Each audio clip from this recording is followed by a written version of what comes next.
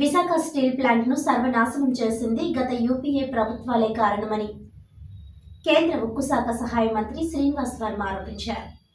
Visakha steel ప్లాంట్కు NDA ప్రభుత్వం 3 దఫాలుగా 13,000 కోట్ల రూపాయలు ప్యాకేజీ ఇచ్చిందని తెలిపారు. అవసరం లేకపోయినా స్టీల్ ప్లాంట్లో 3వ బ్లాస్ట్ ఫర్నెస్ నిర్మించారని అన్నారు. సోనియా గాంధీ ప్రోద్బలంతో అవసరం లేకపోయినా రాయ్బరేలీలో విశాఖ స్టీల్ ప్లాంట్ పెట్టుబడులు పెట్టారని ఆరోపించారు. ఏపీ కాంగ్రెస్ అధ్యక్షురాలు వైఎస్ షర్మిల ఈ విషయాలు తెలుసుకొని స్టీల్ ప్లాంట్ గురించి మాట్లాడాలని కేంద్ర మంత్రి శ్రీనివాస్ వర్మ విజ్ఞప్తి చేశారు. కాంగ్రెస్ పార్టీ అధ్యక్షురాలు షర్మిలారెడ్డి చేసిన వ్యాఖ్యలపై కేంద్ర మంత్రి ఫైర్ అయ్యారు. బాధ్యత కలిగిన రాజకీయ నాయకులు, కార్మిక నాయకులు ఇటువంటి వ్యాఖ్యలు చేయరని అన్నారు.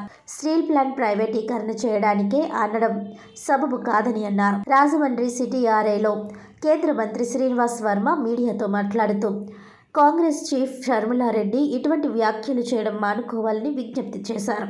స్టీల్ ప్లాంట్లో 2 BFలు ఉన్నప్పుడు బ్లాస్ట్ ఫర్నిచర్స్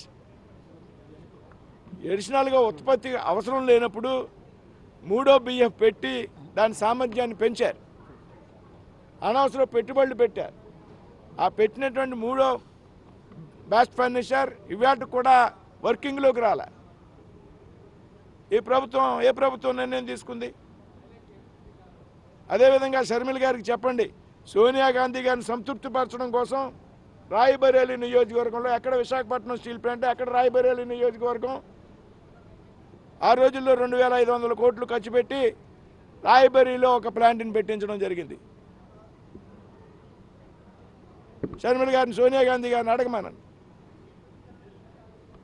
ఇటీవల కాలంలో ఆ రాయ్బరేలీ ప్లాంట్ అమ్మితే 2,500 కోట్లకి అమ్మితే ఎంత పెట్టుబడి పెట్టామో అంతే పెట్టుబడికి అమ్మితే ఆ వచ్చిన డబ్బులు బ్యాంకు వడ్డీలు కట్టడానికి సరిపోయినాయి. కాబట్టి ఆ షర్మిల గారు, ఆ పార్టీ పాత్ర ఈ స్టీల్ ప్లాంట్ సర్వనాశనం అవడానికి కారణం అనే విషయం చెప్పండి.